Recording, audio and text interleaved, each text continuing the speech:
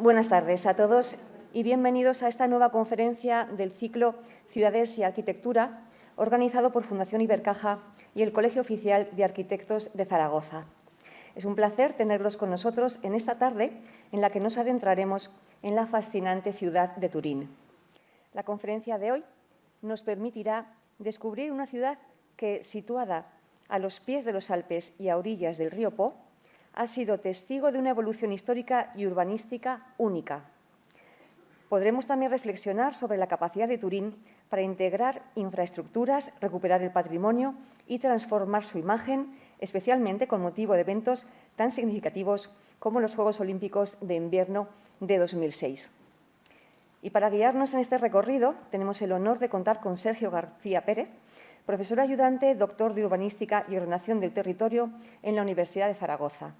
Muchas gracias por estar con nosotros esta tarde, Sergio. Sergio García Pérez es un especialista en la morfología urbana, la regeneración de espacios y la utilización de herramientas avanzadas de análisis espacial. Su conocimiento profundo sobre el tema, combinado con su experiencia profesional en importantes proyectos de regeneración urbana, nos ofrecerá una visión enriquecedora y detallada de esta ciudad.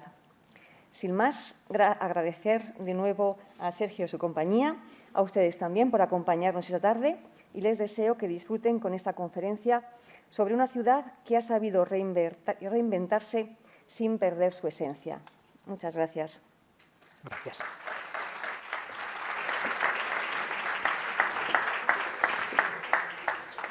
Buenas tardes a todos y bienvenidos a esta sesión del ciclo Ciudades y Arquitectura. Durante este tiempo voy a tratar, ¿no?, la ciudad de Turín.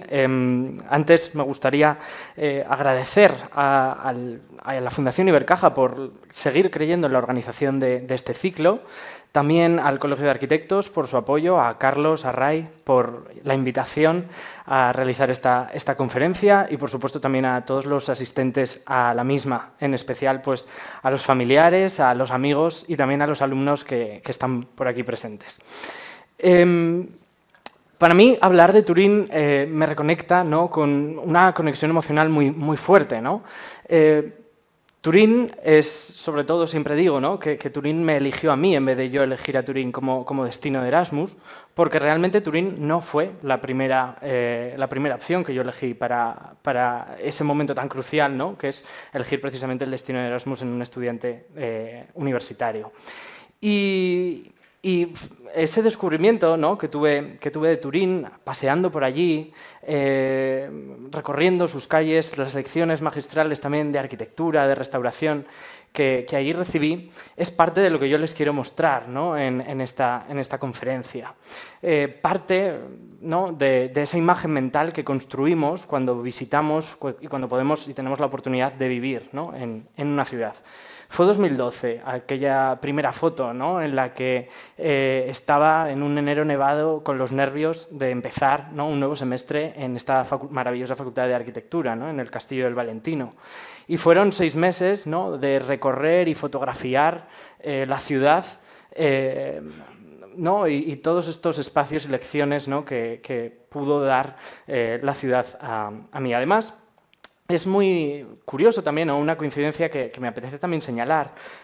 La imagen mental que yo construí también la he ido comprobando, ¿no?, y contrastando con mi pareja, que también hizo unos años antes, ¿no?, también su Erasmus en Turín.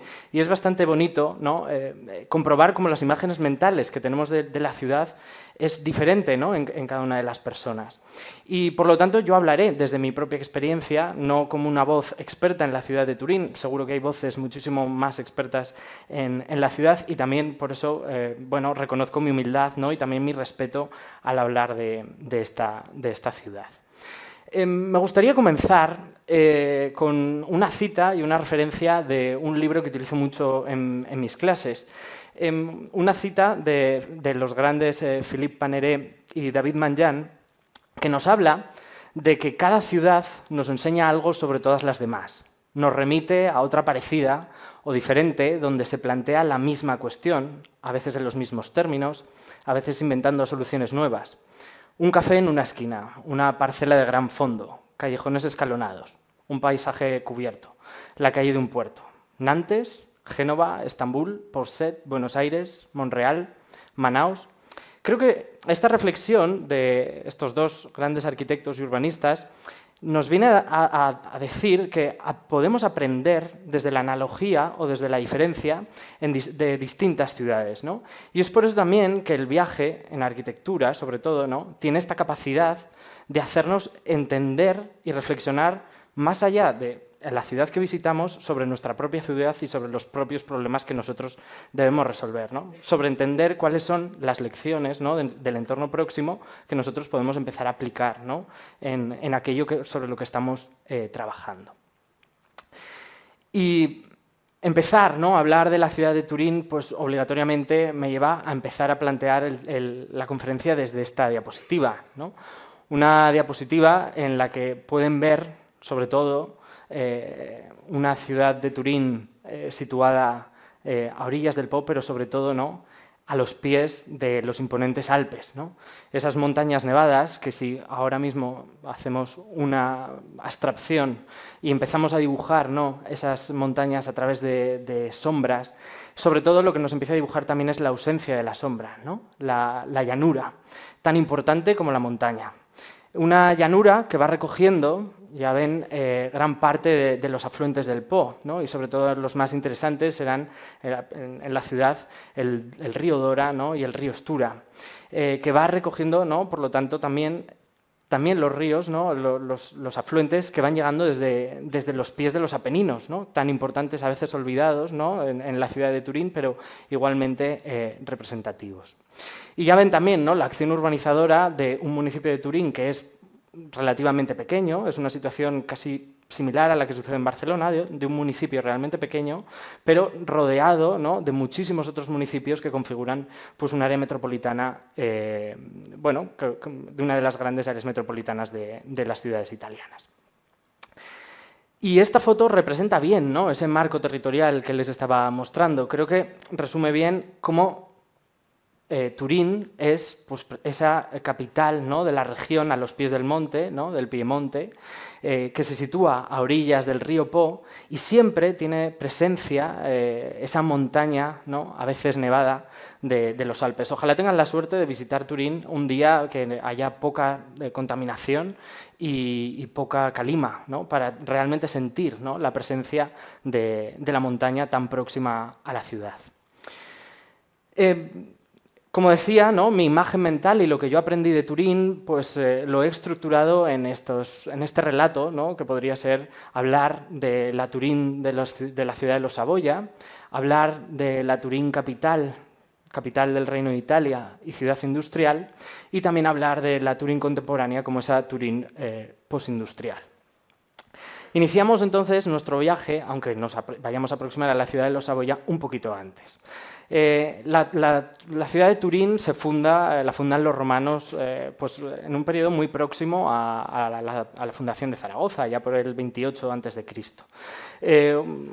Y qué poco queda, ¿no?, de aquella fundación de la ciudad. Una ciudad, además, pues de una discreta vitalidad. No era una gran ciudad dentro del Imperio Romano, ¿no?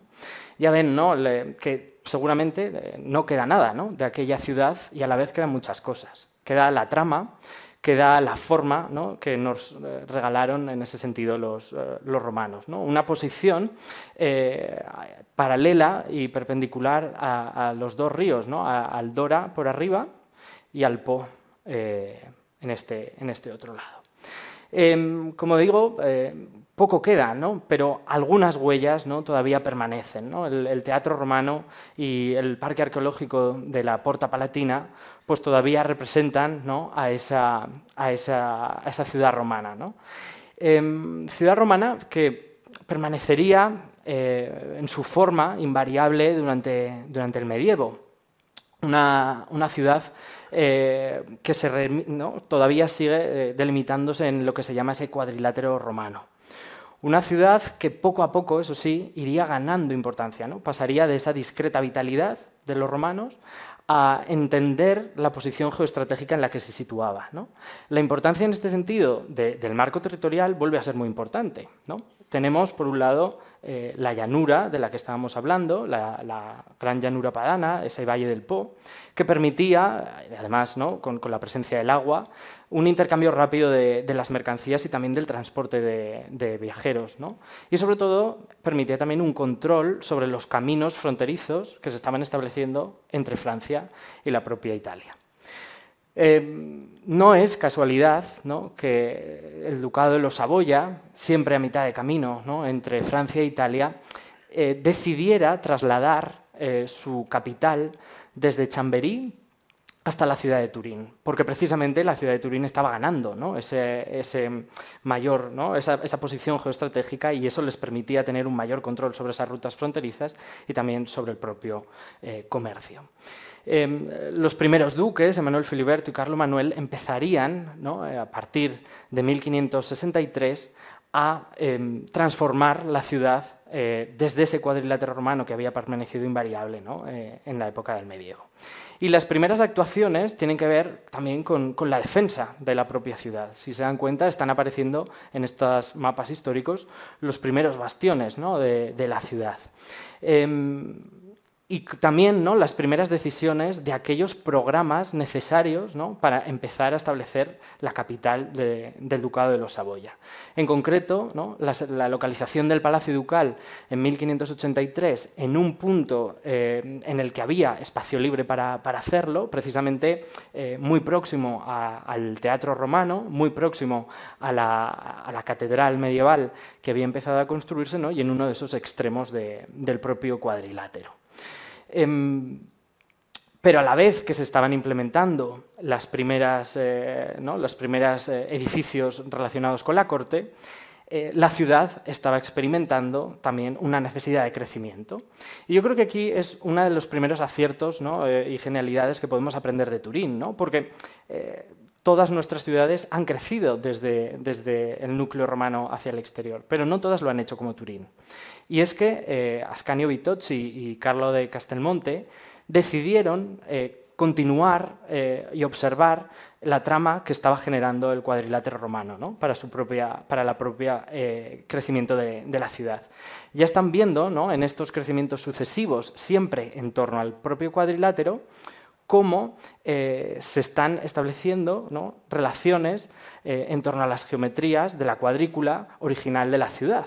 Y a la vez, lo que se estaba sucediendo es una idea también de la adaptación de esa cuadrícula. Si se dan cuenta y se observan, el tamaño de la manzana del cuadrilátero romano no tiene nada que ver con el tamaño de la manzana, ¿no?, de los nuevos crecimientos. O incluso la producción del espacio público no sigue las mismas normas. Pero sí, ¿no?, guarda una relación de amor a la preexistencia que en otras ciudades, ¿no?, europeas pues no fue tan clara, ¿no? Y me parece que esa es una sabia lección. Estos, ¿no?, serían los esquemas de crecimiento, ¿no?, siempre, como decimos, en torno al cuadrilátero romano. Y eso también tenía efectos, ¿no?, sobre la centralidad de la ciudad. Una centralidad que dejó de localizarse en el punto de encuentro entre Cardo y Decumano de la ciudad romana y que pasó, ¿no?, a focalizarse sobre la propia Piazza Castello, ¿no? Si siempre estamos pendulando el crecimiento sobre el propio cuadrilátero y lo que antes era el establecimiento del Palacio Ducal en uno de los extremos empieza, ¿no?, a reposicionarse dentro de la ciudad y empieza a ganar, ¿no?, un nuevo valor de centralidad dentro de la nueva estructura urbana. Además, hay otra de las grandes lecciones de Turín, ¿no?, de este momento, es la transformación, ¿no?, del propio Palacio Ducal en esta Piazza, ¿no?, Castello. Y la forma de hacerlo, a través de un lenguaje propio, a través de la generación, ¿no?, de una escenografía muy barroca, es bueno, lo que denominamos, o lo que lo solemos decir a los alumnos, ¿no?, del trabajo sobre la gramática del proyecto urbano, ¿no?, donde no es tan importante definir todos los elementos que formarán parte de los edificios o de la arquitectura, sino de encontrar las reglas que sí que definirán el crecimiento de la ciudad. Y en ese sentido, lo que ustedes ya pueden empezar a ver en esta imagen es un elemento identitario, el pórtico que está tomando como epicentro la Piazza Castello de Turín, ¿no? aquí lo pueden ver, ¿no? También esos pórticos, ¿no?, que están acompañando siempre a la edificación en este epicentro. Pórticos, ¿no?, que como decimos, bueno, muchas ciudades los tienen, ¿no?, pero quizá no con tanta presencia, ¿no?, y con tantos kilómetros de pórticos, ¿no?, en toda la ciudad, ¿no?, porque esta idea de generar esta gramática continuaría, ¿no?, a lo largo del tiempo, ¿no? Casi ha habido pocas cosas, ¿no?, tan poco invariables, ¿no?, como esta en la construcción de la ciudad de Turín, ¿no? Pórticos, además, que me gustaría que entendieran que se pueden desarrollar de dos formas diferentes, ¿no? Por un lado, a través de proyectos unitarios de arquitectura. Este sería, por ejemplo, el ejemplo de Piazza San Carlo, en el que el espacio público de la plaza y la arquitectura se desarrollan todo al mismo tiempo y a la vez, o también de desarrollos que se pueden suceder en el tiempo, ¿no? Este es el caso de la Vía Po, que nos lleva de Piazza Castello hasta el río, en el que el proyecto se desarrolla a través de un real decreto, no a través de un proyecto de arquitectura. Un real decreto que fijará que cualquier edificación que se vaya a construir allí deberá cumplir las condiciones fijadas en términos, ¿no?, de estilos de arquitectura y, sobre todo, respetar, ¿no?, y ser solidario a esa idea del pórtico. De hecho, es muy interesante este dibujo por lo que no se ve.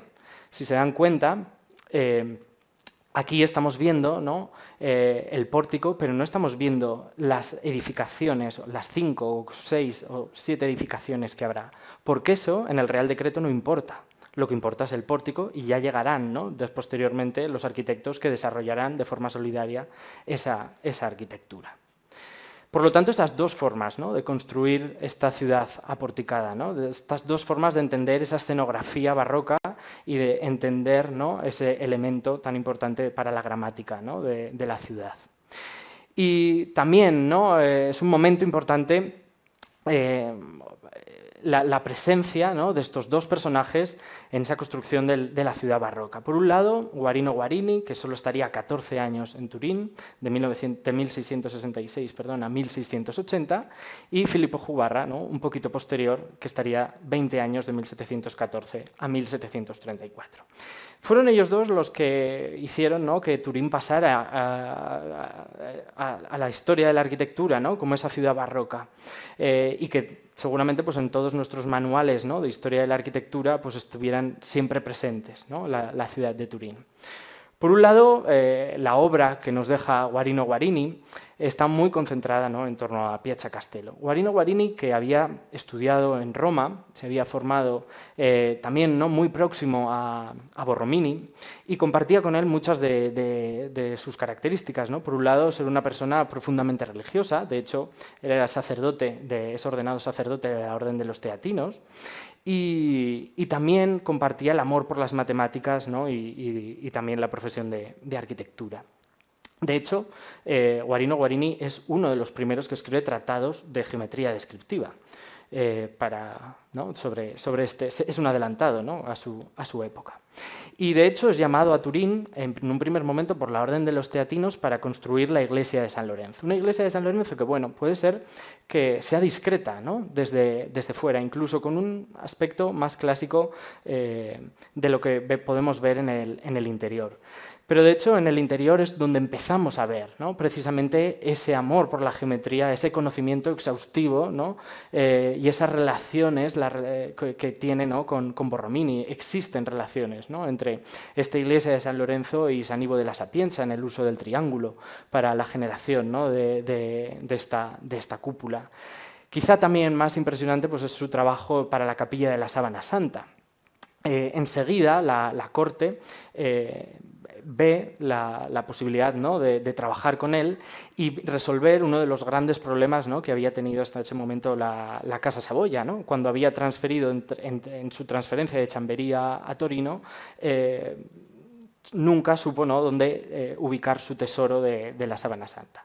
Y precisamente pues, Guarino Guarini le encargan la cúpula de esta capilla, que ya había empezado a ser construida anteriormente.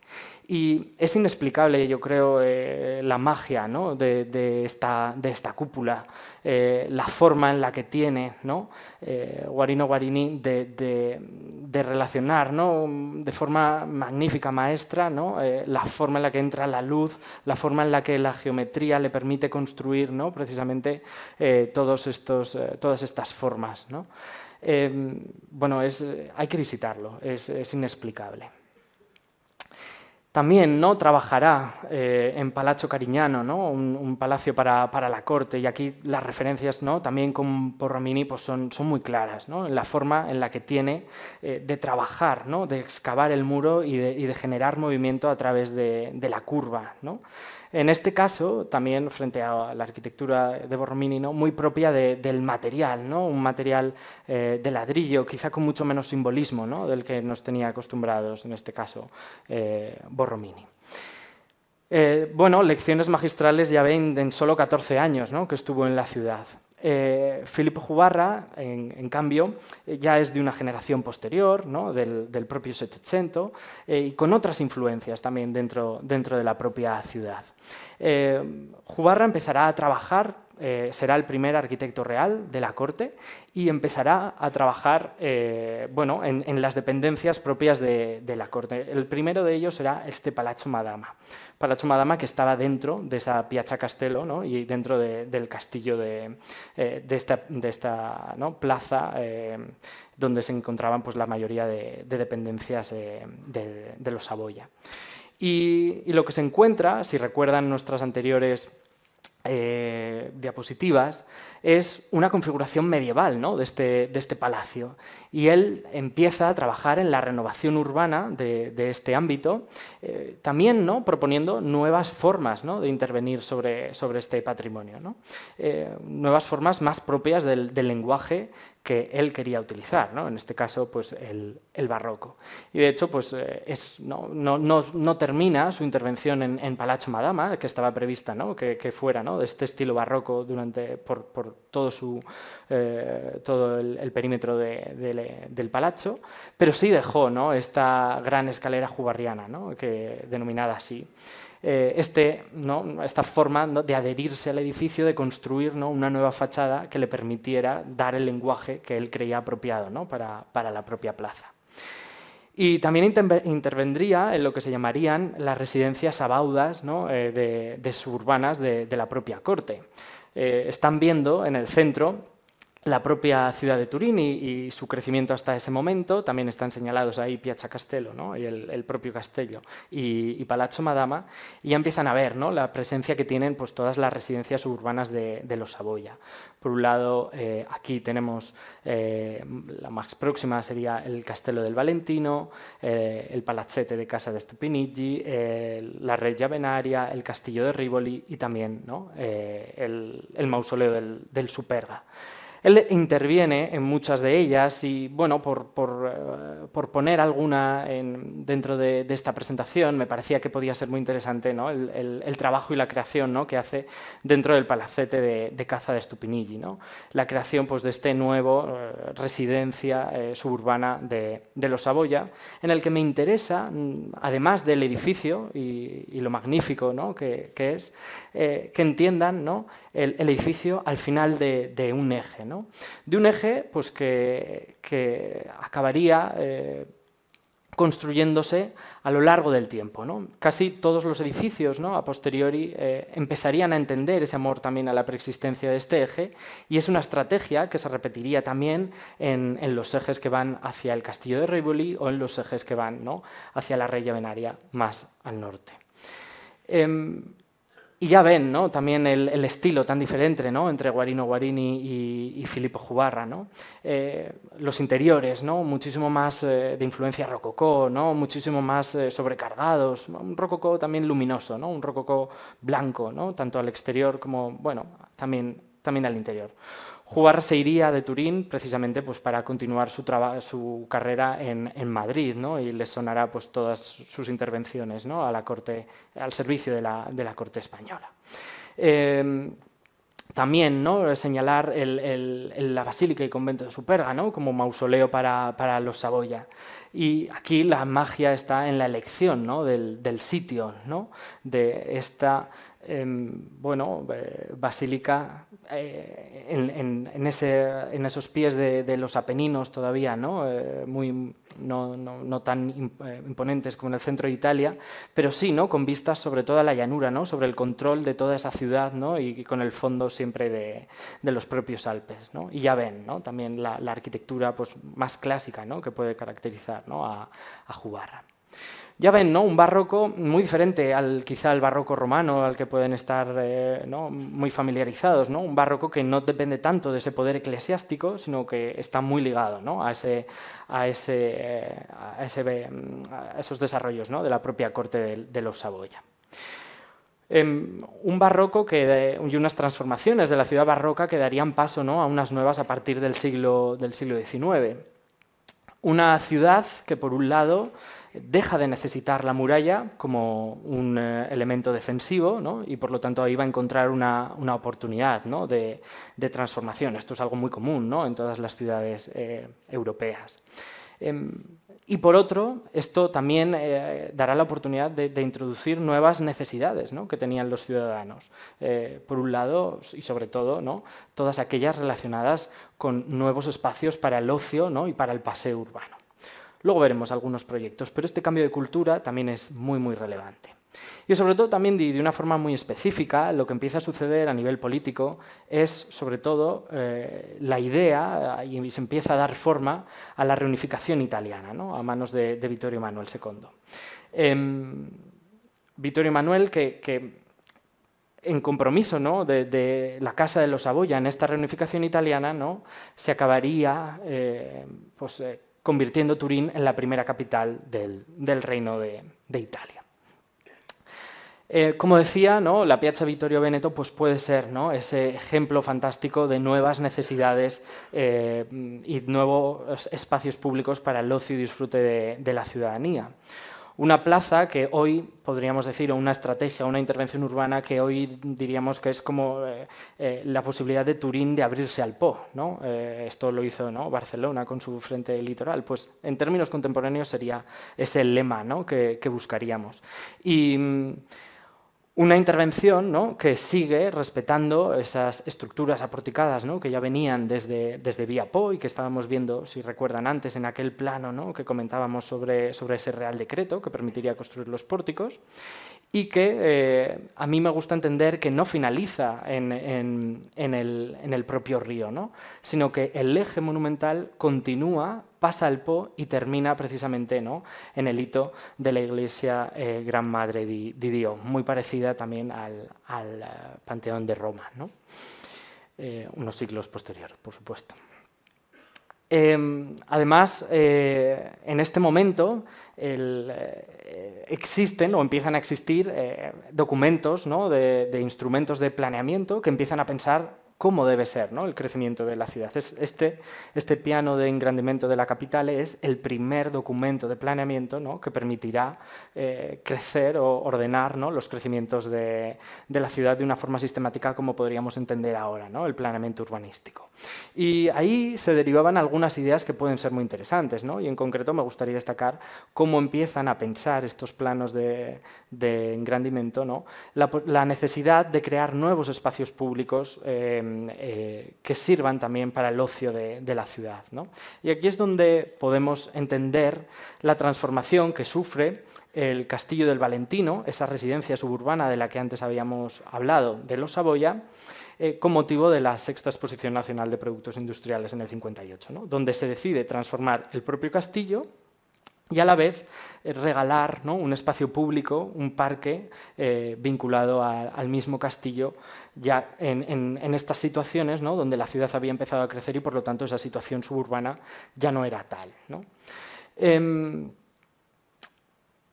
Bueno, esta fotografía, ¿no?, no tiene fecha, pero seguramente, ¿no?, nos hablaría de lo querido, ¿no?, que fue el propio parque para los turineses y también lo necesario, ¿no?, que era para una ciudad en la que ya no solo se estaba, ¿no?, trabajando y durmiendo, sino que también, ¿no?, servía para otras necesidades más, ¿no?, símbolo también, ¿no?, de un cambio, ¿no?, en la cultura de nuestra sociedad. Y también, ¿no? Es un momento en el que se empiezan a construir, ¿no?, las grandes infraestructuras de transporte, precisamente ya teniendo en mente que los Saboya iban a decidir que Turín sería esa capital, ¿no?, y que como capital necesitaría también, ¿no?, estas nuevas infraestructuras. La línea de ferrocarril Turín-Génova se había inaugurado en 1853 y requería, ¿no?, también la construcción, ¿no?, de una nueva estación de Torino-Portanuova, ¿no?, unos años después. Ya ven, ¿no?, la arquitectura, ¿no?, de hierro, ¿no?, y piedra, tan característica de muchas de nuestras estaciones, de las estaciones, ¿no?, del contexto europeo. También otra de las emblemas que aparece en este momento es la construcción de la propia Mole Antonelliana, el propio símbolo de la ciudad de Turín. En este caso no era en desarrollo del plan ni tampoco como una obra pública, al contrario, era la resolución de un encargo por parte de la comunidad israelita de la ciudad a construir una gran sinagoga, ¿no?, una construcción que le encargan, ¿no?, a Antonelli, el que dará nombre a la Mole, ¿no?, y que opta, ¿no?, por esa idea de monumentalidad. Una monumentalidad que tampoco es muy bien recibida dentro de la comunidad israelita, ¿no?, porque acaba por no financiar, ¿no? El proyecto empieza a complicarse precisamente por la ambición que tiene el propio Antonelli de monumentalidad de esta sinagoga, y los israelitas abandonan el proyecto, abandonan, ¿no?, la financiación del mismo, y sabiamente y consciente seguramente de lo que estaba implicando en la construcción de la ciudad esta Mole, el ayuntamiento decide continuar el proyecto y asumirlo como museo. El skyline de Turín es sin duda, ¿no?, la relación que tiene este edificio también con la montaña, ¿no?, y seguramente es el edificio, ¿no?, o el símbolo que ustedes podrán comprar en los souvenirs si visitan algún día Turín, ¿no?, muchos de ellos pues llenos de chocolate por dentro. Hoy en día la visita a esta Mole pues es obligatoria, sobre todo porque alberga, además de un magnífico museo del cine, también por el trabajo, ¿no?, que se hizo sobre los ascensores panorámicos que nos permiten subir a la cubierta, ¿no?, y disfrutar, ya ven, casi sin estructura, apenas con unos cables, pasar, ¿no?, por el centro de este gran edificio. Sin embargo, este sueño y estas transformaciones que se están produciendo, ¿no?, desde lo público para la construcción de esta ciudad capital, pronto generará un shock, ¿no?, en la propia ciudadanía, ¿no?, porque la propia reunificación de Italia avanza y eso también implica trasladar la capital de Turín a luego Florencia y posteriormente y finalmente a Roma. Una ciudad que desde los Saboya se había estado convirtiendo, ¿no?, en una ciudad de servicios. De repente deja de tener esa importancia, ¿no?, de la ciudad capital.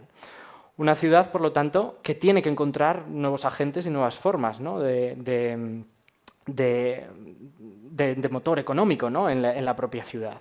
Una de ellas está muy ligada en estos agentes a los congresos y exposiciones que se realizan en ese momento, ¿no?, sobre todo porque todos ellos van dejando una huella en la propia ciudad. En concreto, el Congreso, por ejemplo, Internacional de Higiene de 1880 modifica las redes de saneamiento de la ciudad o abre nuevas calles, ¿no?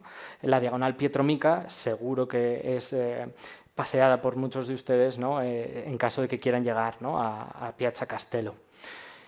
También, ¿no?, la experiencia del Borgo Medievale, ¿no?, la reconstrucción, más que la reconstrucción, la construcción ex novo de una villa al estilo medieval, de un estilo piamontés que seguramente nunca existió, ¿no? Pero bueno, esta construcción, ¿no?, de este, podríamos decir hoy, falso histórico, ¿no?, pues formó parte también de esta Exposición General Italiana de 1884, ¿no? También lo que empezará a suceder, y sobre todo, además de estos nuevos agentes a través de las exposiciones o los congresos, es sobre todo la apuesta por la creación de una ciudad industrial, ¿no? Una ciudad industrial que además industria que empezará a localizarse en sitios muy concretos. Por un lado, en las proximidades del ferrocarril, ¿no? Por la accesibilidad que este modo de transporte pues, estaba generando, ¿no? Para las mercancías. Pero también de forma muy inteligente, pueden ver, ¿no? En el plano las líneas de ferrocarril en morado, y también estarán viendo una línea verde. Una línea verde que implica los cinturones aduaneros, ¿no? De la ciudad. Y la industria, precisamente, se estaba situando fuera de estos cinturones aduaneros. Los cinturones aduaneros servían pues, para cobrar impuestos una vez las murallas, ¿no? Habían desaparecido, ¿no? Habían dejado de tener esa función, ¿no? Y esta situación, precisamente fuera de estos cinturones aduaneros, lo que les daba a las empresas era una ventaja fiscal, ¿no? Muy importante pues para el desarrollo de su propia actividad. Cinturones aduaneros, ¿no? Que, bueno, nosotros, por ejemplo, este año en nuestras clases de urbanismo pues estamos trabajando, ¿no? En uno de estos ámbitos que empiezan a configurarse, ¿no? Precisamente en este momento, en este crecimiento industrial, ¿no? Muy próximos al río Estura, ¿no? Siempre fuera o extra radio del crecimiento de la ciudad, ¿no? Aquí vemos pues, las fábricas de tabaco, las fábricas de hilos, ¿no? Y que empezaban a dibujar un poco pues, este paisaje, ¿no? en la ciudad. Una ciudad que necesitaba de la industria, pero que también necesitaba de la vivienda, ¿no? Y se empiezan a entremezclar, ¿no? En estos ámbitos pues estas grandes industrias, ¿no? Como pueden ver al fondo, ¿no? Con una vivienda también muy obrera y seguramente pues, precaria, ¿no? Con unas condiciones de salubridad difíciles o complicadas tan próximas, ¿no? a estas industrias. Quizá bueno, el cinturón aduanero necesitará bueno, ampliarse y absorber, ¿no? Gran parte de estos crecimientos industriales, y quizá el mejor ejemplo de arquitectura industrial es precisamente la intervención de Fiat Lingotto, ¿no? Precisamente en una de esas salidas del ferrocarril hacia Génova. Fiat Lingotto, que enseguida su fábrica se queda pequeña, en una fábrica que había comenzado en el Parque del Valentino y que pronto necesita, ¿no? Una nueva localización. Están viendo, ¿no? La magnitud del edificio, y un edificio además que responde muy bien a las ideas de la arquitectura moderna. De hecho, la arquitectura moderna es el lenguaje que permite la experimentación dentro de Turín de toda esa arquitectura industrial, ¿no? Porque precisamente pues, todas estas cuestiones, ¿no? de la velocidad, ¿no? La máquina, tienen mucho que ver, ¿no? con la propia arquitectura industrial. Y el edificio del Lingotto sigue una de las máximas de la modernidad, que es que la forma sigue a la función. De hecho, este edificio sirve para tres cosas. Sirve de oficinas, ustedes se pueden imaginar, ¿no? Dónde pueden estar las oficinas. Sirve también como fábrica y sirve también como campo de pruebas de lo que allí se está fabricando, ¿no? Que son sobre todo automóviles. Y esa máxima de que la forma sigue la función pues nos regala espacios, ¿no? Tan interesantes como la rampa helicoidal, ¿no? Que permitía a los automóviles subir hasta esa cubierta, o bueno, realizar efectivamente, ¿no? Las pruebas de los Fiat en la cubierta del edificio, ¿no? Habrán visto, ¿no? Que la cubierta del edificio pues, incluso se curva, ¿no? Se peralta precisamente en las curvas, ¿no? Y esto también entra con una idea, ¿no? Que tenía y que nos había ya propuesto Le Corbusier precisamente como máximo exponente de la modernidad, ¿no? Y es el uso de la cubierta como la quinta fachada, ¿no? En los proyectos de Le Corbusier seguramente lo que nos estaría regalando serían bueno, espacios residenciales, ¿no? Espacios para tomar el sol, para tener también algo de vegetación, y aquí esa función de la quinta cubierta, de la quinta fachada, de esa cubierta, pues se está traduciendo, ¿no? En el uso propio automovilístico.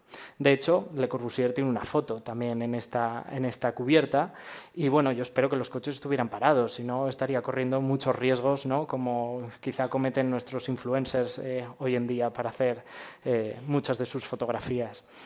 Es interesante, ¿no? También ver qué estaban diciendo en ese momento sobre la propia fábrica del Lingotto, ¿no?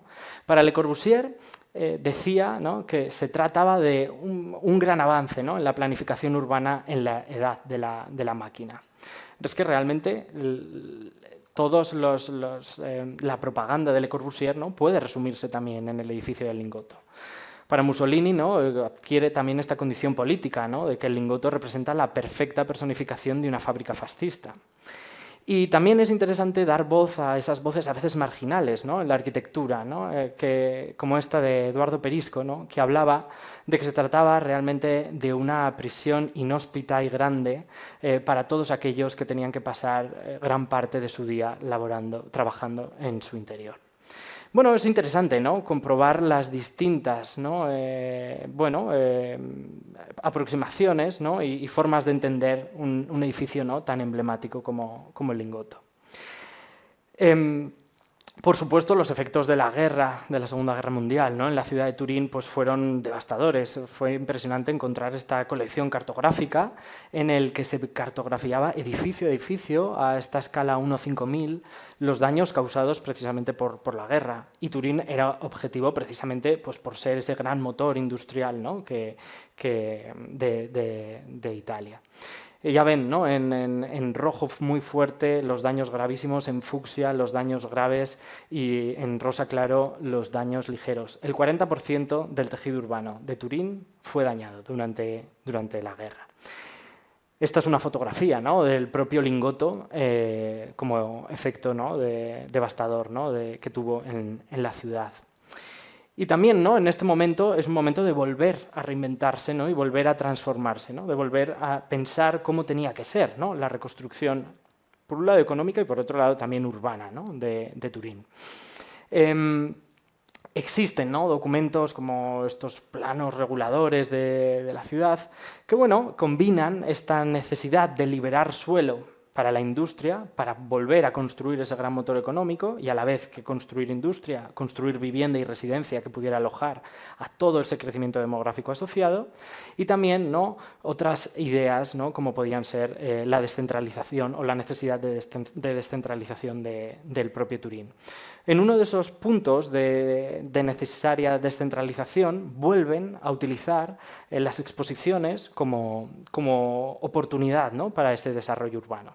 Y es muy interesante la experiencia Italia 61, ¿no?, justo 100 años después de que Turín se convirtiera en la primera capital del reino. Y era pues, precisamente como ejemplo, ¿no?, de ese milagro económico de la reconstrucción de Turín. Una exposición pues, situada a la salida de uno de los ejes de la ciudad y que nos regalaría pues, algunos de los edificios más interesantes de la ciudad. En concreto, hablaremos del Palazzo de dos que están viendo ya aquí, el Palazzo del Lavoro en un primer plano y en un segundo plano el Palazzo de la Mostra. Un Palazzo del Lavoro que obligatoriamente tiene que entenderse con la figura de Pierluigi Nervi, ¿no?, que trabajaría anteriormente ya en Turín. Un Nervi ingeniero, pero que estaba, ¿no?, muy familiarizado con el racionalismo italiano, y un Nervi que aúna muy bien esa, a veces difícil, pero creo que siempre útil y necesaria, ¿no?, unión entre lo mejor de la ingeniería y lo mejor de la arquitectura. Nervi precisamente había trabajado en la reconstrucción de Torino Esposizione, en el Parque del Valentino. Si fijan, este es el castillo, ¿no?, del Valentino, este es el parque y este es el Borgo Medievale, ¿no?, del que estábamos hablando antes, ¿no?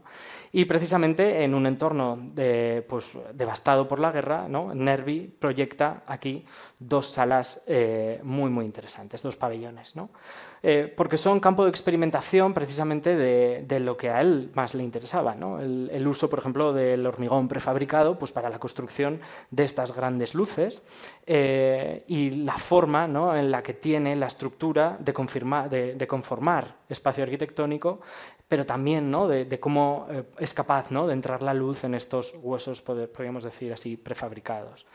Tendrá también, ¿no?, otro pabellón donde de nuevo, ¿no?, se repite esta idea, ¿no?, una gran cubierta capaz de generar, ¿no?, un espacio muy diáfano, ¿no?, donde la luz, esas distancias, ¿no?, que permiten salvar, ¿no?, la estructura, pues es el gran protagonista, ¿no? Ya ven también usos de los espacios, ¿no? Fiat lo estaba utilizando para también sus propias ferias automovilísticas, ¿no? O el pabellón más pequeño, el pabellón cuadrangular, lo estaban utilizando, ¿no? Los turineses como espacio para el patinaje invernal. Incluso él, esta es una curiosidad que me encontré hace poco, ¿no? Él llega a plantear la misma solución arquitectónica, el mismo tipo de solución que había planteado en su pabellón para la reconstrucción de la estación de Torino-Portanuova, ¿no? Y pueden ver, ¿no? ese material, ¿no? ese hormigón prefabricado que deja pasar la luz, ¿no? Como la forma precisamente de reconstruir esa estación de Torino-Portanuova. El Palazzo del Lavoro sigue yendo, ¿no? Un paso más allá y sobre todo, quizá desde fuera, pensarán que se trata de un muro cortina sin mucha más intencionalidad, pero lo interesante es la radicalidad, ¿no? que él consigue, ¿no? Con el que consigue realizar el proyecto. Este es el interior, y el interior es una idea relativamente sencilla, ¿no? Es la construcción de una matriz de 4 por 4 columnas, unas columnas, ¿no? Que son capaces de generar espacio y generar cubierta, ¿no? Yo creo la gran aportación es cómo él decide separar los 16 módulos entre sí para precisamente, ¿no? Introducir en ese punto la luz. Pueden ver, ¿no? Fotos del interior del Palazzo del Lavoro.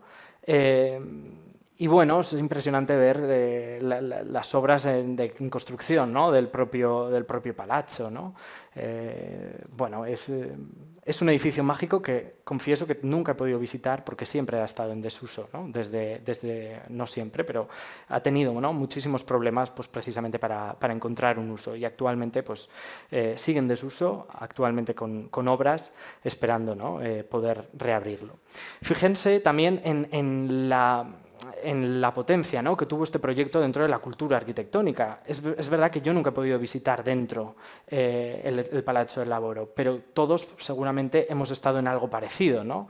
en la estación de Atocha, y como Rafael Moneo, este arquitecto culto, ¿no? que sabe trabajar muy bien con las referencias y sabe trabajar precisamente desde el amor y el respeto, ¿no? a todos sus maestros, replica en cierta manera, ¿no? las características espaciales del Palazzo del Lavoro en esta ampliación de Atocha. El otro palazzo del que hablaremos de Italia 61 es el Palazzo de la Mostra, no tanto ahora, sino en la fase posterior. Pero quédense, ¿no? con la idea de esta cubierta, ¿no? de hormigón autoportante, de estas formas paraboloides, ¿no? que permiten precisamente aligerar mucho o hacer que el hormigón, ¿no? pueda trabajar de esta manera de forma autoportante. Como digo, recuperaré este proyecto un poquito más adelante. Como vemos, ¿no? esta ciudad industrial, por un lado, estaba generando, ¿no? fascinación, ¿no? en la cultura, para bien y también para mal. No es casualidad, ¿no? que la película de Italian Job, un trabajo en Italia, de Michael Caine, estuviera sucediendo, en el que Michael Caine, perdón, es el protagonista, estuviera sucediendo y tuviera lugar en Turín, ¿no? La generación de ese robo a través de un atasco no es casualidad que suceda en Turín, ¿no? la ciudad del automóvil. ¿no? Por un lado, por esa fascinación que estaba produciendo la industrialización en la ciudad, ¿no? pero por otro lado también para reflejar los efectos negativos, ¿no? que estaba teniendo esa industria en la propia ciudad. De hecho, las localizaciones de la película pues, son muy interesantes. ¿no? Estos son algunos fotogramas pues, precisamente de la persecución de estos minis en la escalera de Filippo Juvarra de Palazzo Madama, en los propios pórticos de los que antes habíamos hablado en la ciudad, o también en la propia cubierta del Lingotto o la cubierta del Palazzo a Vela. ¿no? Existen, ¿no? otras referencias, ¿no? a la cultura de esta ciudad industrial. Quizá más recientemente la película de Ocho montañas reflejaba muy bien, ¿no? la relación entre dos amigos, uno de ellos que vivía en el Val de Aosta, el único niño de ese pueblo que vivía en el Val de Aosta, y la historia, ¿no? de otro niño, ¿no? su padre necesitaba precisamente de pasar el verano en la montaña, próximo a la montaña montaña por la necesidad de salir de esa ciudad gris, ¿no? y esa ciudad de cielos, plomizos, ¿no? Y también, ¿no?, grupos locales como el grupo Subsónica, que les recomiendo, pues hablan, ¿no?, constantemente también de estas condiciones, ¿no?, de estos cielos siempre presentes en sus canciones. Pero este sueño, ¿no?, industrial, con sus efectos positivos, ¿no?, y sus efectos negativos, pronto entraría en crisis, ¿no?, a partir de la globalización, la deslocalización industrial de todas nuestras ciudades, y pues Turín empezó, ¿no?, a sufrir sus efectos, ¿no? Este es el paisaje, ¿no?, que todavía hoy queda de algunos ámbitos industriales en desuso, ¿no? Imagínense, ¿no?, también la sensación, de repente, ¿no?, las sensaciones de inseguridad o lo que puede, ¿no?, suponer pasear por esta ciudad en declive. Y es muy interesante cómo, de nuevo, Turín no se inventa nada, ¿no? Ya había trabajado con los grandes eventos como catalizadores de proyectos, y los proyectos que estaban encima de la mesa en Turín desde los años 80 para la reconversión industrial se acelerarían precisamente con las Olimpiadas de Invierno del 2006. Vuelvo entonces, ¿no?, a este Palazzo Avella, porque la reconversión de esta ciudad en términos contemporáneos, ¿no?, y de la utilización precisamente de este gran evento como catalizador de otras actuaciones, yo creo que tiene dos lecciones muy importantes. La primera sería la reutilización de ese patrimonio en desuso para el uso como nuevas sedes olímpicas, ¿no?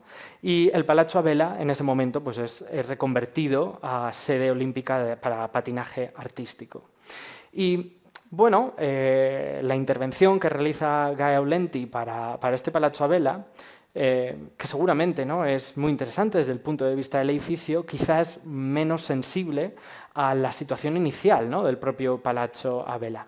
Sobre todo porque, si se dan cuenta y si miran fijamente en esta imagen, lo que la arquitecta realiza es la construcción de un nuevo edificio bajo una cubierta, pero no tienen, ¿no?, en cuenta las propiedades espaciales que esa cubierta tenía, ¿no?, anteriormente.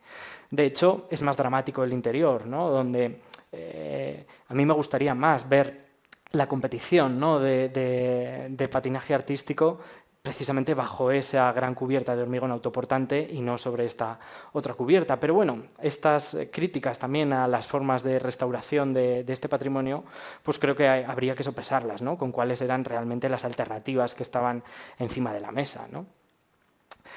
También, ¿no?, Torino Esposizione, el Palazzo de Nervi, pues fue reutilizado como sede olímpica para las competiciones de hockey, ¿no? Ahí pueden ver, ¿no?, la cubierta. También la segunda gran lección, ¿no?, que nos enseña Turín es entender cómo se puede trabajar, ¿no?, en la transformación, en estos eventos como catalizadores para la transformación y no tanto para el consumo, ¿no? Si recuerdan, Italia 61 o la exposición que transforma, ¿no?, el propio Parque del Valentino, requerían, ¿no?, un nuevo consumo del suelo. Y aquí, sin embargo, por lo que se opta es por la transformación de ese suelo ya existente, ¿no?, y por acelerar todos los procesos que en la ciudad se quieren acometer, ¿no?, para la mejora de estos suelos en desuso. Muy interesantes son el trabajo que se realiza en este momento sobre la Spina Centrale de la ciudad y también, ¿no?, en la Spina 3. Y de esos dos hablaremos, ¿no?, como esos dos grandes ejemplos de esta transformación. Spina Centrale, que tiene como emblema, ¿no?, la construcción de la nueva estación de Torino Portasusa, y que es básicamente la estrategia de soterramiento de toda la infraestructura ferroviaria que permitía a los trenes llegar desde Milán hasta Torino Portanuova, y que generaba una gran barrera, ¿no?, entre barrios. Pues su soterramiento, ¿no?, permite la generación, ¿no?, de nuevos espacios públicos y sobre todo la disolución de barreras, ¿no? Aquí pueden ver, ¿no?, estas obras en marcha, ¿no?, de estos escalestri que empiezan a derribarse, ¿no? Y cómo de repente, ¿no?, estas casas comienzan a recualificarse por dejar de tener, ¿no?, un espacio casi podríamos decir, ¿no?, de trasera, a empezar a tener, ¿no?, nuevas relaciones con sus vecinos más próximos a los que antes sería muy difícil caminar hacia allí. Pero sobre todo, me interesa que entiendan que el proceso de transformación no se circunscribe a la línea propia del ferrocarril, sino a todos los espacios que estaban próximos, ¿no?, y que tenían que ver, ¿no?, con el propio ferrocarril. Es el caso, por ejemplo, de esta nave industrial, lo que se llamaría la oficina de grandes reparaciones, del propio ferrocarril, ¿no?, que se reconvierte precisamente pues, en un nuevo centro cultural. O también cómo todo este patrimonio industrial próximo a todo el pasante ferroviario se utiliza para redoblar, ¿no?, para duplicar, mejor dicho, perdón, la propia superficie del Politécnico de Turín. Y donde esta forma de intervenir, ¿no?, es como una forma de conseguir tener o conservar gran parte de ese patrimonio, pero a la vez no renunciar, ¿no?, a las nuevas necesidades y adaptaciones necesarias en la arquitectura. Es algo que se repite en Parc Odora, ¿no?, donde se combina esa reutilización del patrimonio industrial, donde en estas grandes naves, donde se está además desarrollando nuevos desarrollos residenciales muy ligados también y utilizados para sedes para los periodistas, para todo, ¿no?, lo que lleva consigo, ¿no?, la candidatura olímpica, y donde también, ¿no?, se generan nuevos parques y espacios para un río que aquí sí que tiene, ¿no?, grandes problemas de inundabilidad dentro de la ciudad.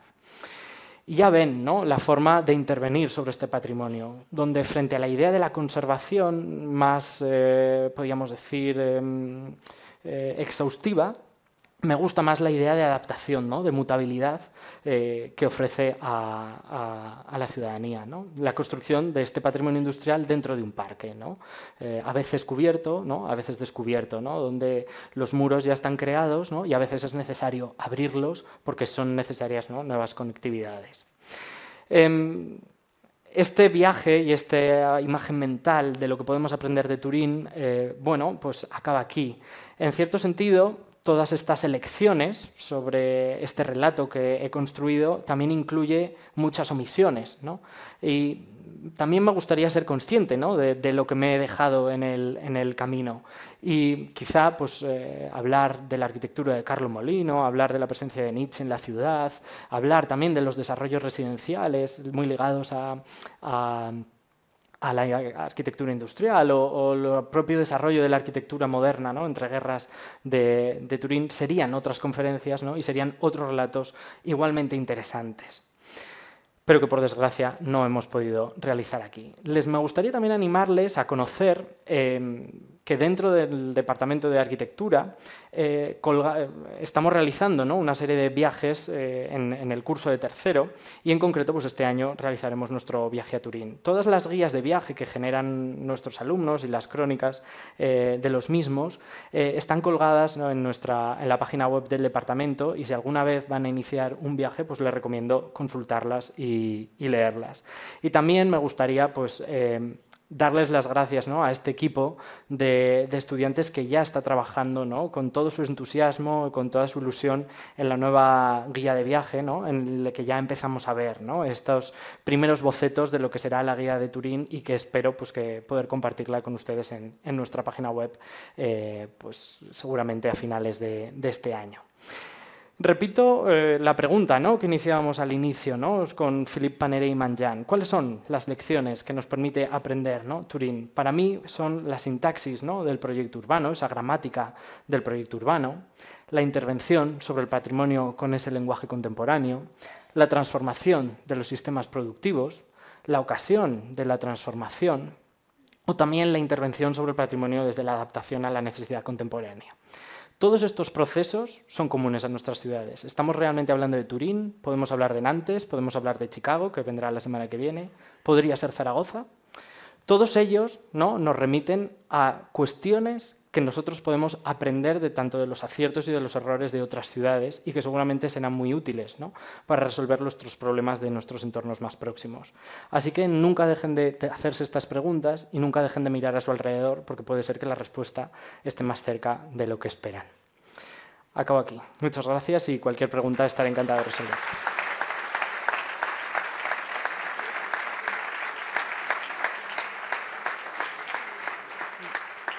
Muchas gracias, Sergio, por esta visión tan interesante que nos has ofrecido de Turín. Como decía, abrimos turno de preguntas. Si alguien desea hacer alguna pregunta, que levante la mano y paso micrófono.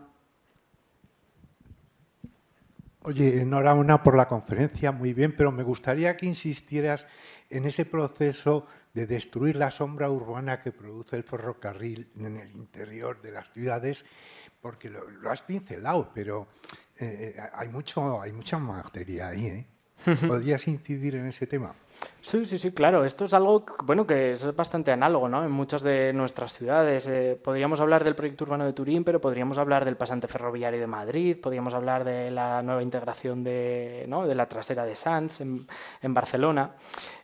Bueno, tiene que ver, ¿no?, con un momento, ¿no?, en el que el ferrocarril se estaba desarrollando a extramuros, por decirlo así, ¿no?, en los límites de la ciudad construida y el propio crecimiento de la ciudad, ¿no?, de repente cambia la posición de esas infraestructuras que antes no molestaban, ¿no?, a una nueva posición, ¿no?, que sí que molesta, ¿no?, a los vecinos, ¿no?, y a la ciudad.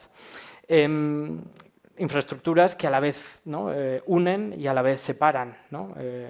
Y bueno, hay distintas formas de intervenir sobre ellas, ¿no? Turín apostó por el soterramiento, podría haber otras. Y ese soterramiento pues, no fue nada fácil, ¿no?, en términos infraestructurales.